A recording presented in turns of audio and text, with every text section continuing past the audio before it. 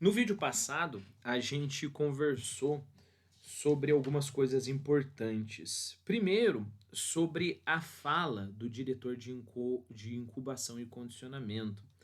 Ele falou sobre ah, qualidades desejáveis, né, e qualidades desprezíveis. Então ele disse coisas como os detalhes conduzem à felicidade, né? As generalidades são males, né? Ou marceneiros amadores são mais importantes que filósofos, colecionadores de selos são mais importantes que filósofos. E aí eu boto nesse mesmo balaio, digamos assim, a, o lema, né, do Partido Mundial, que é comunidade, identidade e estabilidade. Né? Se você está acompanhando a leitura do Admirável Mundo Novo, saiba que esse vai ser um vídeo de digressão. Eu vou falar só sobre isso, vou focar neste assunto que eu acho extremamente interessante. E se fosse para eu dar um tema a este vídeo, seria o tema muito cuidado com as palavras, né? O que eu quero dizer com isso? É claro que qualquer pessoa que for tentar te escravizar, ou qualquer pessoa que for fazer qualquer coisa cruel, dificilmente ela vai usar palavras negativas, né? Palavras como escravidão, censura, assassinato e assim por diante, né? A pessoa vai fazer um esforço enorme, se ela for esperta, né? Se ela tiver um Goebbels da vida, como Hitler teve para auxiliar ele, para colocar uma roupagem bonita, de palavras bonitas ali, de forma que você possa vender uma ideia, né? Então perceba, com isso, o que eu estou falando também é que o problema não é buscar comunidade, identidade, estabilidade. O problema não é afirmar que os detalhes conduzem à felicidade. O problema não é afirmar que as generalidades são males. O problema também não é afirmar que um marceneiro, é, talvez até amador, seja melhor que um filósofo. Não é esse o ponto, né? O problema é como se pode esconder coisas cruéis e horríveis sob esses conceitos. Por que eu digo isso hoje? Porque senão nós vamos nos tornar imbecis, né? Então, a partir do momento, por exemplo, que a pessoa fala não é censura, é checagem de informação, né? Não é, não é, como que se diz, é, abuso de criança, é dar liberdade para a criança escolher a sua própria sexualidade, né? Aí a pessoa fala, que bom, liberdade, liberdade é uma coisa boa, né? É, Nós não podemos ficar nesse nível de imbecilidade, né? Ficar sendo enganado por meras palavras, ok? Então, para a gente praticar um pouco essa noção de que as palavras elas podem ser algo bom ou ruim, depende ao qual contexto elas se revelam, elas se referem, vamos tentar fazer esse exercício de talvez tentar descobrir como que essas afirmações, dependendo do contexto, elas podem ser boas afirmações e dependendo do contexto, elas podem ser más afirmações. É claro que para o Admirável Mundo Novo, todas elas são más afirmações, porque lembre-se que nós estamos vivendo num mundo distópico aqui. O que é um mundo distópico? Distopia é o oposto de utopia, né? Utopia é um mundo perfeito. Distópico é um mundo que deu errado, é um futuro que deu muito errado.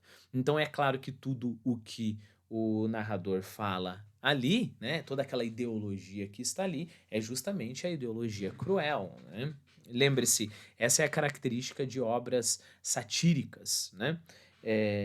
Lembre-se que sátira não é necessariamente algo que vai fazer você rir, né? Como, sei lá, Todo Mundo em Pânico em relação aos filmes de terror, o filme Homem Libélula em relação aos filmes de super-herói, né? Sátira pode ser uma coisa muito mais séria, muito mais ácida, muito mais difícil de engolir, né? Então, por exemplo, lembre-se do O Alienista, de Machado de Assis, né? Ou, por exemplo, Viagens de Gulliver, do Jonathan Swift. Eles são sátiras também, mas tem diversos momentos ali que você não ri, você só sente mal, né?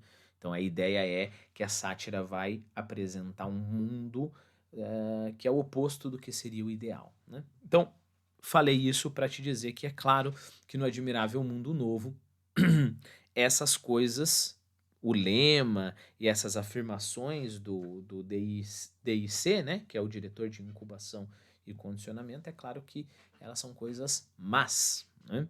É até engraçado na internet, algumas pessoas colocaram essa frase aqui do DIC, que é o seguinte, né? É, deixa eu ver se eu acho aqui. Porque os detalhes, como se sabe, conduzem à virtude e à felicidade. As generalidades são males intelectualmente necessários. Não são os filósofos, mas sim os colecionadores de selos e os marceneiros amadores que constituem a espinha dorsal da sociedade. E aí colocam entre parênteses embaixo Aldous Huxley. Como se o Aldous Huxley estivesse defendendo essa ideia. Não, é o oposto, né?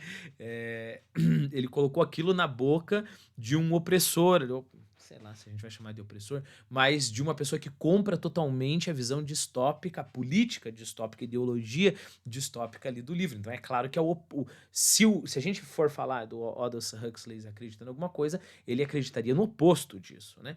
Dito isso, não é de todo mal essas citações que as pessoas fazem, porque imaginado num contexto próprio, como eu falei para você, o lema e as afirmações podem sim ser relacionados a alguma coisa boa, né?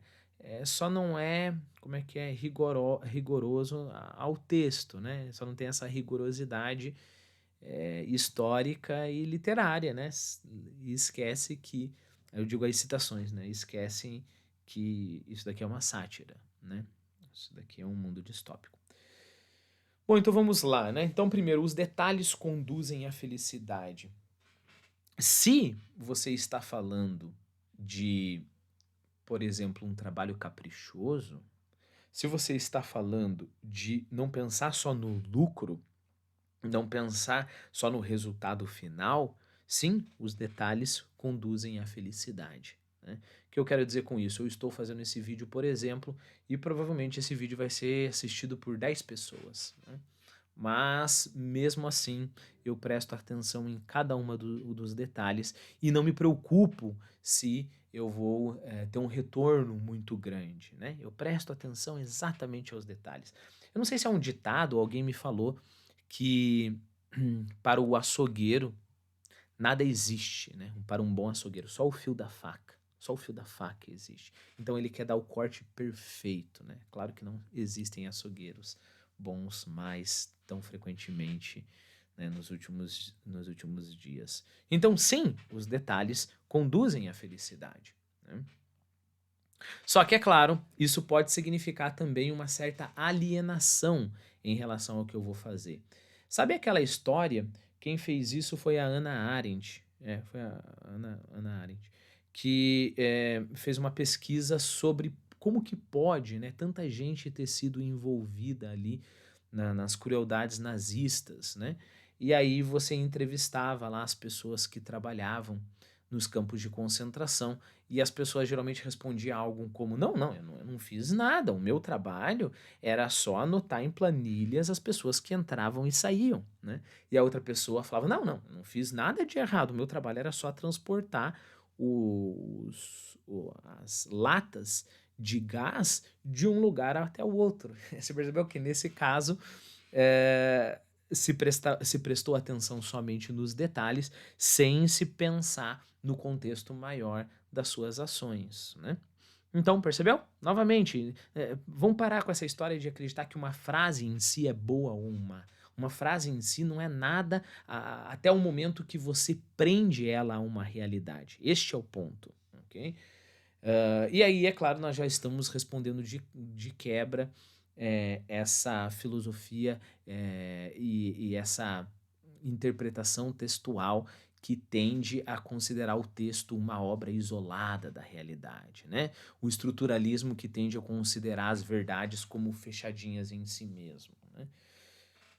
Pouco quer dizer essas frases aqui se você não tem uma realidade a qual elas estão ancoradas. Bom, as generalidades são males. Claro que as generalidades são males, né?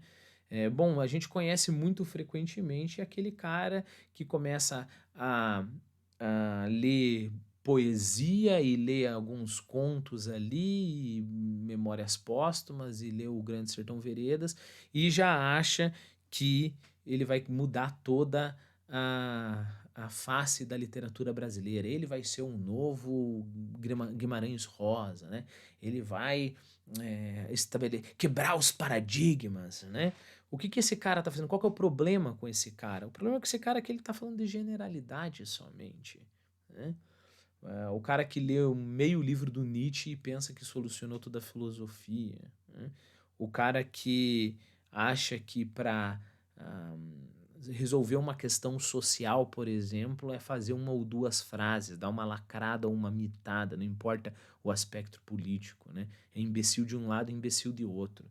É, é claro que generalidades são males, né? Mas se generalidades aqui eu quiser dizer uma visão ampla e articulada das partes da minha vida, então essa frase ela ela é perigosa, né? Porque porque se eu seguir uma frase desse modo, eu vou dizer que o meu trabalho não tem nada a ver com a minha vida intelectual, que não tem nada a ver com as minhas crenças, que não tem nada a ver com a minha vida amorosa, né? Então, eu vou ser, lembre-se, na segunda interpretação, que é a do livro, né? Eu nunca vou para o âmbito do geral, logo eu nunca consigo articular as partes da minha vida, logo qualquer coisa é possível, né? Eu nunca esqueço de uma frase maravilhosa do Mefistófeles ali no Fausto de Goethe, que é a seguinte: é prática antiga e de ótimos efeitos serem no mundo grande pequenos mundos feitos, né? Isso o demônio falando. Então, o que o demônio ama? O demônio ama que você ah, separe as suas vidas a sua vida e aí se tornam vidas em partes desarticuladas. Nunca pense no geral, né? E aí, cada parte da tua vida tem a sua própria verdade, né? Então, nesse sentido, essa frase é horrível. As generalidades são males, né? Próxima frase: os marceneiros amadores e não os filósofos são, são os que constituem a espinha dorsal da sociedade. Eles são os verdadeiros heróis. Claro que os marceneiros são os verdadeiros heróis e não os filósofos. O que o filósofo fica fazendo? Fica criticando a sociedade. Sabe, tipo a escola de Frankfurt, que ficava que nem uns bebês chorões ali, reclamando de tudo, né? A sociedade é injusta, só a exploração, só isso, e nunca oferecia nenhuma solução, nenhum caminho, né? O que que se ganha com uma filosofia desconstrutivista, por exemplo, que quer quebrar tudo, né? É muito melhor um marceneiro que faz uma mesa do que um filósofo que tira as minhas certezas, né? Com certeza absoluta. Quando que essa frase ela pode ser má? Quando a gente pensa que os filósofos são totalmente desnecessários, quaisquer tipos de filósofos, né? E a gente esquece que, bom, existem algumas pessoas que trabalham para articular essas ideias, né? Que trabalham as diversas ideias espalhadas por ali.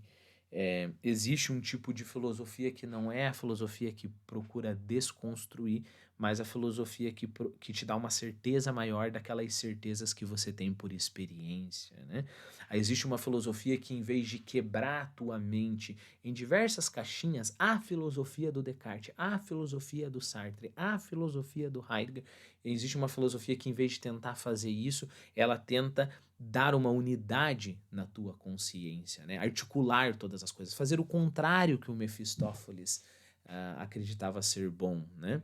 Então não é fazer no mundo grande pequenos mundos feitos, mas é destruir os pequenos mundos feitos ou articular os pequenos mundos feitos de forma que eles formem um mundo grande, né? Bom, e a gente poderia fazer o mesmo exercício com palavras como comunidade, identidade, estabilidade. É claro que estabilidade é bom. O que que você quer? Você quer uma sociedade em que todo mundo esteja sempre destruindo a ordem social? Como que as coisas vão funcionar e aqueles planos que demoram mais de 100 anos para se concretizar, né? Eh, é claro que a estabilidade é boa, né? É claro que a identidade é boa, é claro que eu tenho que me identificar com as pessoas que estão do meu lado, é claro que comunidade é boa, né? Mas esse mesmo lema, ele pode ser um símbolo de algo terrível. Coisa essa, é claro que não precisa eu explicar para você, que é exatamente o que o livro vai mostrar, né? Quando que comunidade, identidade, estabilidade são coisas horríveis. Quando? No mundo do admirável mundo novo, né? Mas isso, é claro, nós vamos ter tempo para fazer conforme a leitura for progredindo.